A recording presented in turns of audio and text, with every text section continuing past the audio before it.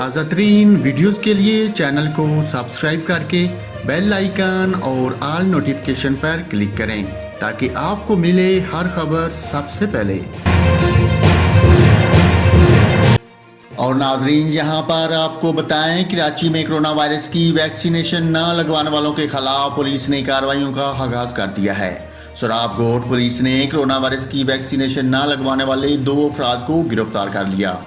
Police के मुताबिक मुलजमान के खिलाफ सोराब गोट थाने में सरकार की मुद्दत में मुकदमा दर्ज किया गया। मुकदमे में सरकारी अहकामात की खिलाफ वर्जी की दफात शामिल की गई हैं। पुलिस का यह भी कहना है कि यह मुकदमा वबाई अमराज एक्ट 2014 के तहत दर्ज किया गया है।